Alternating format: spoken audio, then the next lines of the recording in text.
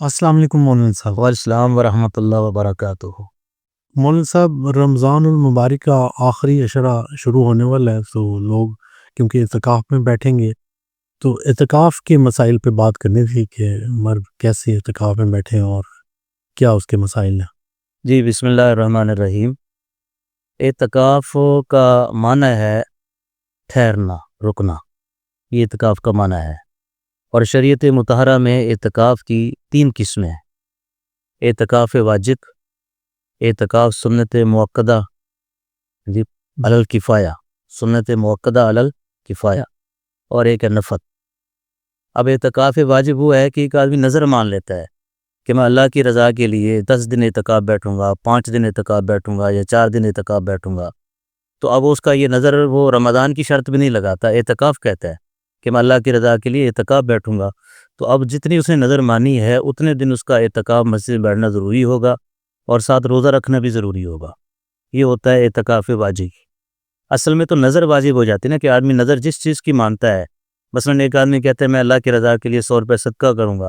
اب پہلے نفل کے درجے میں تھا کہ آپ کر دیں تو ٹھیک ہے، نہ کریں تو بھی ٹھیک ہے، لیکن جب آپ نے نظر مان لی، یعنی منت مان لی کہ میں اللہ کی رضا کے لیے 100 روپے ضرور خرچ کروں گا، تو اس کو اب 100 روپے خرچ کرنا فرض واجب ہو جاتا ہے۔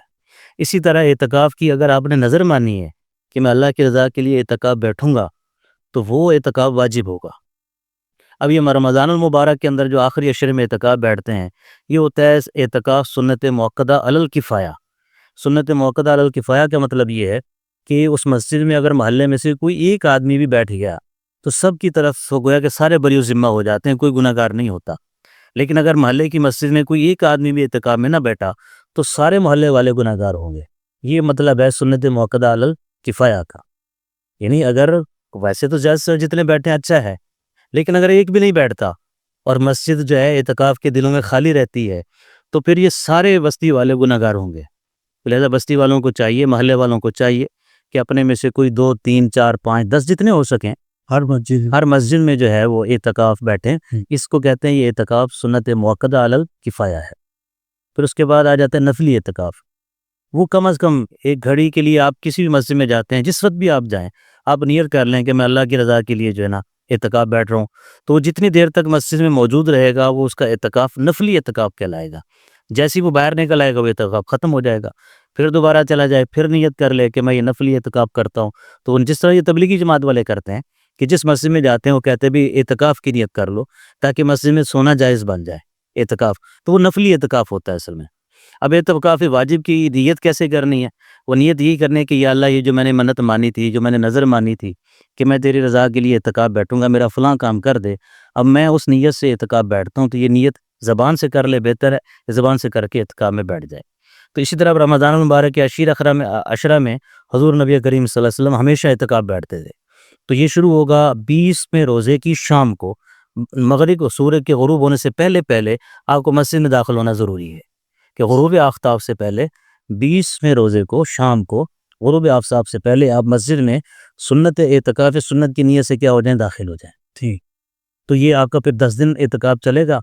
پھر اس کی کچھ شرائط ہیں کہ جن سے اعتکاف ٹوٹ جاتا ہے، وہ معلوم ہونا ضروری ہے۔ جی، وہ یہ ہے کہ اگر بغیر کسی ضرورت شرعیہ کے یا بغیر کسی ضرورت طبعیہ کے انسان ایک لمحے کے لیے بھی باہر نکل آئے تو اس کا وہ اعتکاف ختم ہو جائے گا، اعتکاف ٹوٹ جائے گا۔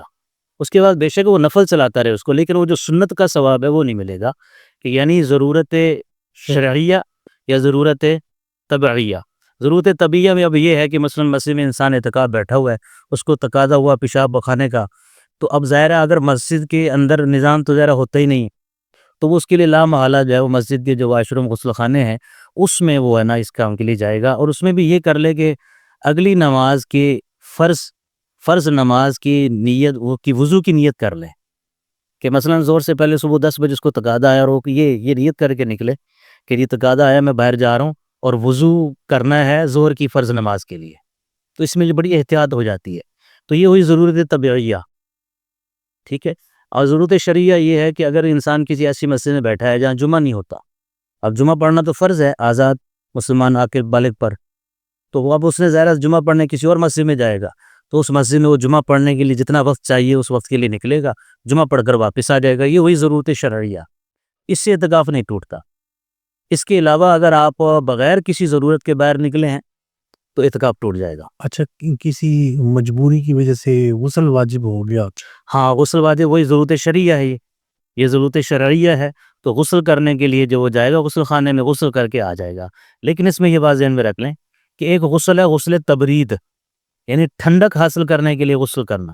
کچھ علاقے ایسے ہیں جہاں مثلا گرمی شدت کی پڑ رہی ہے تو اس کو وہ برداشت کرے، غسل تبرید کے لیے بھی نکلے گا، یہ ضرورت نہ شرعیہ ہے نہ طبعیہ ہے، تو اس کے لیے بھی اگر نکلے گا تو اعتکاف ٹوٹ جائے گا۔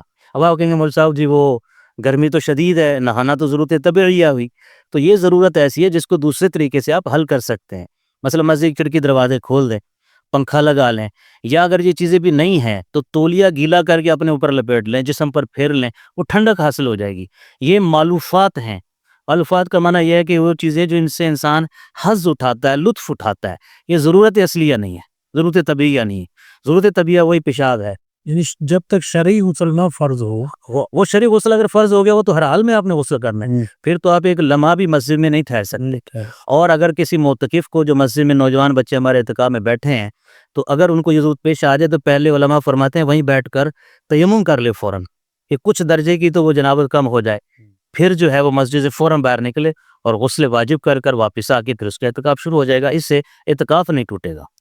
اچھا اعتکاف کی حالت ہے جی روزہ ہونا ضروری ہے، کسی کا روزہ چھوٹ جاتا ہے جی مسجد میں اعتکاف کی حالت میں اعتکاف بھی ختم ہو جائے گا، ختم ہو جائے، اعتکاف بھی ختم ہو جائے گا، تو اس کی کیونکہ اعتکاف کے ساتھ روزہ لازم و ملزوم ہے۔ اس کا کوئی پھر کفارہ دے گا؟ وہ تو یوں سمجھ لینا کہ اگر نظر کا کفارہ نظر کا اعتکاف بیٹھا ہوا تھا، نظر مانی ہوئی تھی، تو اس کی وہ نظر کا اعتکاف ختم ہو گیا، اب اس کی وہ قضا کرے گا بعد میں، ٹھیک، جب وہ قضا کرے گا پھر روزے بھی رکھے گا۔ لیکن اگر وہ اعتکاف بیٹھا ہوا ہے، جیسے اب ماہ رمضان کے آخر میں لوگ ہیں ماشاءاللہ بیٹھیں گے پورے پاکستان میں، انشاءاللہ پوری دنیا میں جہاں جہاں مسلمان ہیں، تو وہ تو اعتکاف ہوگا سنت موقدہ علی الکفایہ۔ یہ اگر کسی وقت بھی ٹوٹ گیا، فرض کیا 27ویں کی رات کو ٹوٹ گیا، دن کو ٹوٹ گیا، یا 26 یا 25 کو یا 28 کو ٹوٹ گیا، تو اس کے کفارے کی صورت یہ ہے کہ وہ ایک دن کا روزہ رکھے گا اور ایک دن کا اعتکاف بیٹھے گا، پورے 10 دن کا جو ہے اس کی قضا نہیں ہے۔ تو وہ اس کو پورا کرے گا؟ ہاں وہ دیکھیں نا، اب یہ بات یہ سمجھتے ہیں کہ اگر اعتکاف ٹوٹ گیا تو وہ بد دل ہو گیا، دل خراب ہو گیا، جب میں گھر جاتا ہوں، نہیں، وہ آگے نفل چلا لے اس کو، نفلی اعتکاف تو ہے نا جی۔ اب جس طرح مثلا ہم پورا 10 دن نہیں ماہ رمضان میں بیٹھ سکتے جی، ہمیں ذرا کام ہے، دفتر کی ہیں، چھٹیاں نہیں ہیں، تو ایک آدمی آخری 3 دن جاتا ہے جی چلو میں آخری 3 دن اعتکاف بیٹھ جاتا ہوں، تو وہ 3 دن نفل کا اعتکاف ہوگا نا۔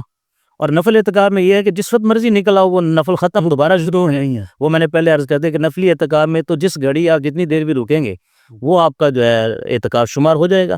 آپ آخری ایک دن بیٹھ جائیں بے شک جا کر مسجد میں۔ اس میں ایک مسئلہ اور کہ جیسے کچھ لوگوں کو سگریٹ کی عادت ہوتی ہے، اب ویسے ہونے تو نہیں چاہیے یا تو، لیکن اگر کسی کو ہے اب وہ اس کے لیے ناقابل برداشت ہے کہ تو اس نے ضرورت طبیعہ کے لیے تو باہر جانا نا، پیشاب کرنے کے لیے تو باہر جانا، غسل خاں واش روم میں جا کے وہ پی کے آ کے پھر وضو کر کے اچھی طرح مسواک کر کے تو مسجد میں آئے، کیونکہ مسجد میں تو پیاز کھا کر آنا منع ہے، اور مسجد میں بیٹھے ہوئے ایسی چیزیں نہ کھائیں جس کے اندر بدبو ہو، تو بدبو سے آنے کی اجازت نہیں ہے، تو وہ واش روم میں جا کے اپنی ضرورت پوری کرے ضرورت طبیعہ کے تحت ہی۔ صحیح، یہ نہیں ہے کہ وہ چسکے کے لیے، جیسے اگر اپنی خالص اپنی ذاتی ضرورت کے لیے وہ ایک لمحے کے لیے بھی قدم باہر نکالے گا تو اس کا سنت اعتکاف ٹوٹ جائے گا۔ اچھا اس میں ایک سوال یہ بھی ہے کہ کیونکہ ہر کسی کے پاس موبائل ہے اور موبائل لوگ رکھنا چاہتے ہیں، جی تو اعتکاف کرتے ہوئے موبائل سے ہاں، اب بات کر لیتے ہیں کہ اعتکاف کے اندر دوران کرنا کیا ہے۔ ہاں اعتکاف کے دوران کرنا کیا ہے؟ تو اعتکاف اصل میں بندہ کیوں بیٹھتا ہے؟ مسئلہ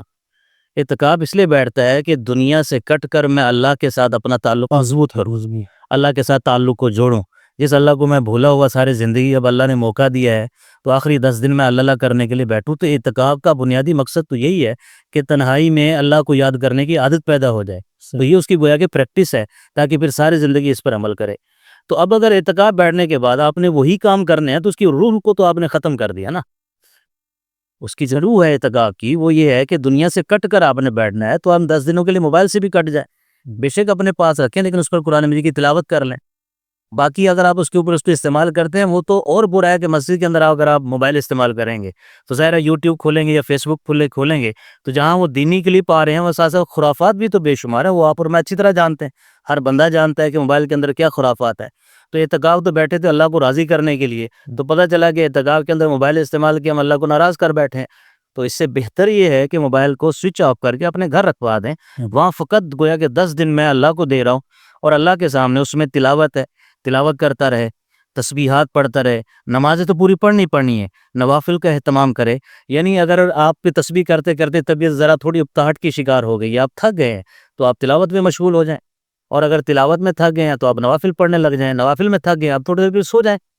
تو یہ عبادت کا بنیادی مقصد یہ ہے کہ اللہ سے لو جڑی رہے، اللہ کے ساتھ تعلق جڑا رہے۔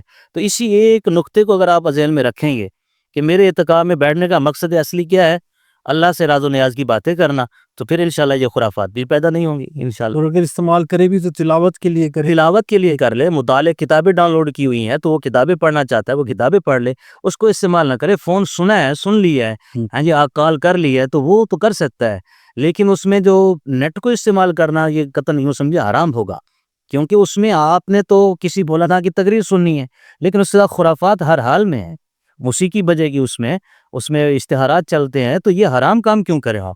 وہاں تو کرنی ہے آپ نے جائز کام ہے، چاہیے کہ آپ حرام کام کر بیٹھے وہاں، وہ تو بہت بڑا ظلم ہے۔ اچھا دوسرا ایک سوال اور کہ اگر آپ کو ملنے کے لیے آپ کے دوست احباب جی یا رشتہ دار آتے ہیں گھر سے، بس ضروری بات کریں، تھوڑی کریں، مختصر سی کریں، یہ نہیں کہ بیٹھ کے ہنسی اور گپے لگ رہی ہیں، یہ پسندیدہ عمل نہیں ہے، یہ اعتکاف کی اثر روح حاصل نہیں ہوگی، اس کو پورے لوازمات کے ساتھ کریں۔ ویسے ملنے آئیے، والدہ ملنے آ گئی، والد صاحب آ گئے، دوست آ گیا، بیٹھے ان سے پھر دینی باتیں کریں۔ اگر آپ نے باتیں کرنی ہے تو ان کو ترغیب کے درجے میں دین ایمان کی باتیں کریں، تو وہ تو عین اور ثواب بڑھے گا، بجائے اس کے کہ آپ ان سے حالات پوچھنے شروع کر دیں کہ فلاں کا کیا حال ہے، فلانے کا کیا حال ہے، ڈھگڑے کا کیا حال ہے، کیا ضرورت ہے؟